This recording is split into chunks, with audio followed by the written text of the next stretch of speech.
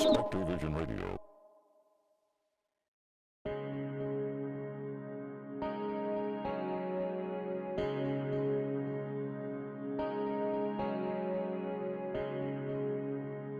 It was a few months after my husband Trevor passed away that I remembered the article. When I first read about that tiny town and the impossible event its people claimed they'd witnessed, I dismissed it entirely. Either it was a silly little hoax concocted by a forgotten place desperate for attention, or the faulty perceptions of people who didn't realize their eyes were capable of deceiving them. Whatever the case, I barely gave a second thought to the claims that they'd witnessed a man die, and then somehow emerge from a cave, very much alive, a few days later. But with Trevor gone, my mind began to cycle through things to cling on to.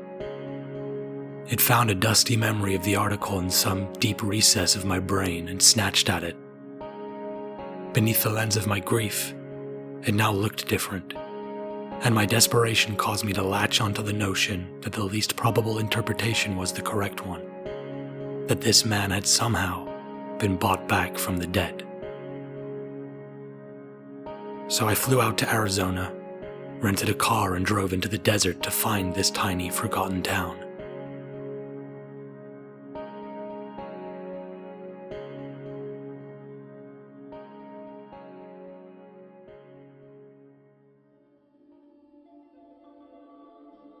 It was a sad place. A place that looked like an impractical idea someone had dreamed up and then abandoned, left incomplete, without telling the people who'd already bought into it that it'd never work out. It didn't take long for me to locate someone who agreed to take me out to the cave. It was accessible only by foot, and it was a scrambling, steep climb up a crumbling rock face at that. When I finally got up there, it was smaller than I expected. 10 foot deep, ceiling maybe 8 foot high. It was just that single hollow, no other passages splitting off. I walked around it, took it in. Its ancient red walls looked almost like they were made out of clay, pulled into strange shapes by invisible hands. I camped out inside it, staying awake through the night, waiting for something to come, for some glimpse of what it was that made it special, how it had once offered up the miracle I was now seeking. But nothing happened.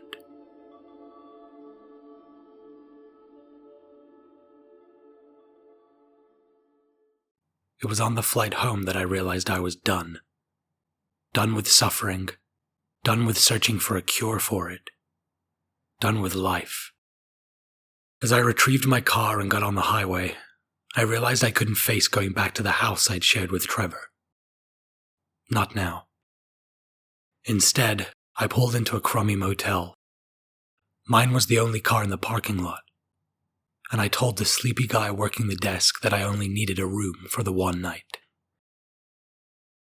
Once inside, I dropped my bag and sat on the bed. I sat there for a few hours, trying to come to terms with what I was about to do. I realized there was one last thing I needed to try first. Even in the moment, I recognized it was ridiculous. But with nothing to lose and oblivion not going anywhere, I decided to give it a shot.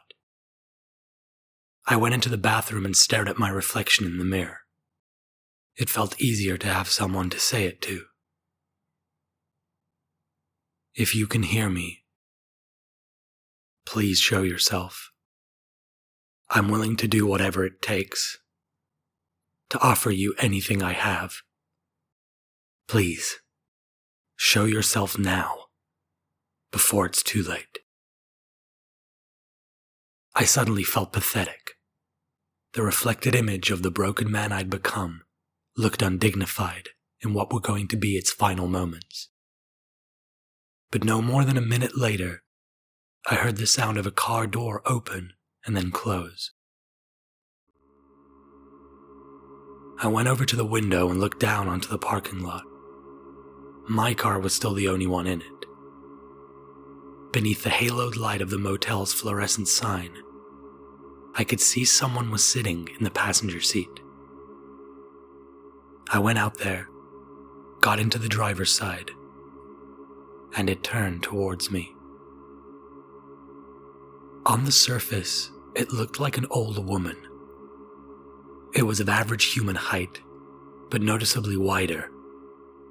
Its grey hair resembled straw and was pulled back into a ponytail so tightly that it looked like it was being ripped out at the roots, parting running down the center of its head unnervingly wide, like a thick scar displaying the off-pink flesh of its scalp.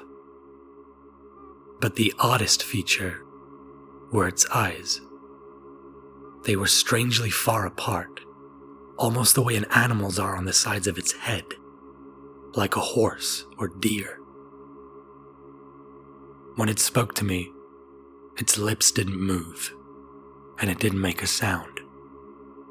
I heard it inside my head. I am going to take you somewhere. You must follow my instructions and do exactly as I say.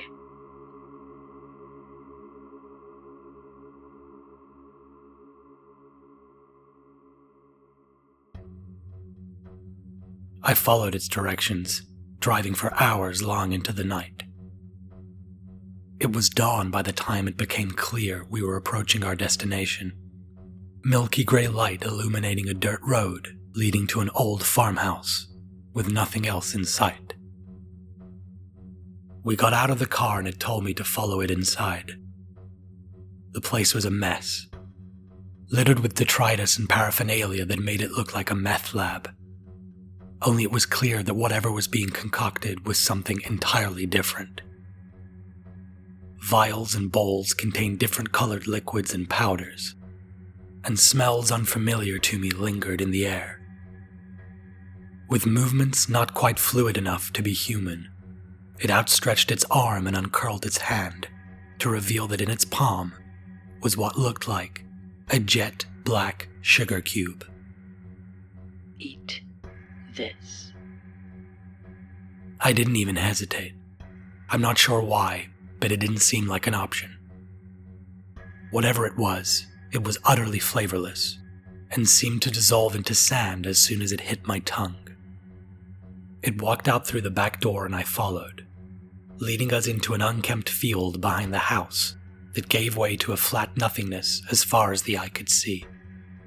It stood there for a while as the sun limped its way up the horizon. But then, just as I began to wonder what I was meant to be seeing, the old woman thing began to convulse. Still standing, it ripped itself in half from the center, as if unzipping a costume from within. From out of that ill-fitting human suit climbed a completely smooth, glowing red mass, vaguely shaped like a person. It was bipedal, limbs like arms and legs where you'd expect, and an oblong oval growth that suggested the notion of a head. But there wasn't a mark on it, not a single deviation or feature. It was perfectly, disturbingly smooth, as if made from some kind of red, illuminous clay. It ripped off a piece of itself, used its limbs to mold it into a ball, and placed it on the ground in front of me. I felt my insides spasm violently and vomited on top of the ball of its detached flesh. It was as if my guts were being entirely emptied, and once the last drop had left me, I collapsed onto the dirt. The thing then climbed back inside its human suit, which it pulled back together from within. The process left a red line down the middle where the split had been made, which looked like a fleshy zipper. But it disappeared, aside from the thick parting between the hair on its head. With that, it turned and retreated back into the farmhouse. What I did next, I did purely instinctively, like a primal drive had been awakened within me, one that had to be obeyed. I took the red ball of flesh home and placed it in what had been mine and Trevor's bed. Over the course of a few weeks, it slowly expanded, molding itself into Trevor. A painful metamorphosis as he screamed and crawled his way back into existence. Once he'd recovered from the trauma of being snatched from the beyond, we picked up where we'd left off, sharing a life together, albeit this time in secret.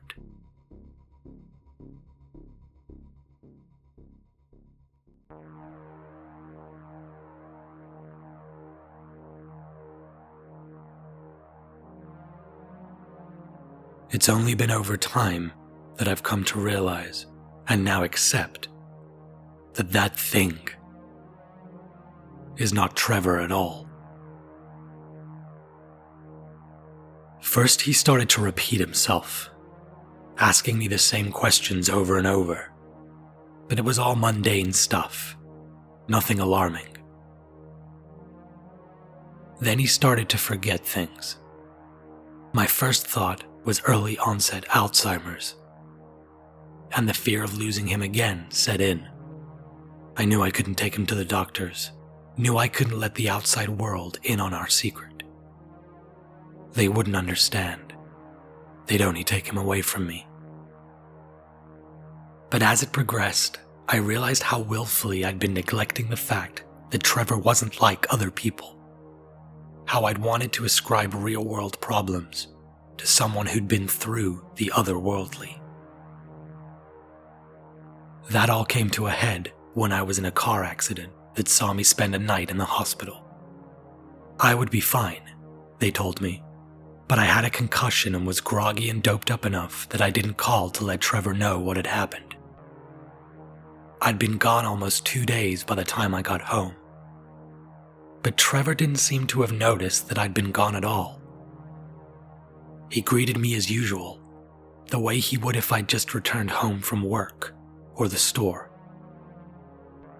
I stared at him, wide-eyed, as he went through the usual motions without a single indication that he realized something was wrong. Later that night, after Trevor had gone to bed, I decided to conduct an experiment.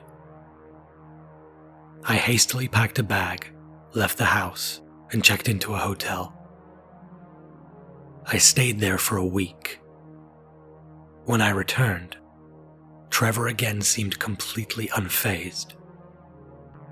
He seemed not to realize or care that I'd disappeared. As far as I could tell, he hadn't eaten a thing the entire time I'd been gone. From the way the glasses had started to gather dust, it seemed he hadn't even drank any water.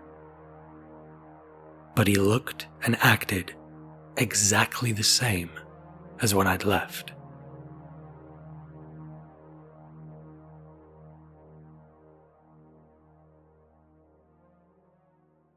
I now know what I have to do. I have to destroy this thing masquerading as the man I love. And I have to consign myself to the same fate. I've let the real Trevor languish alone long enough.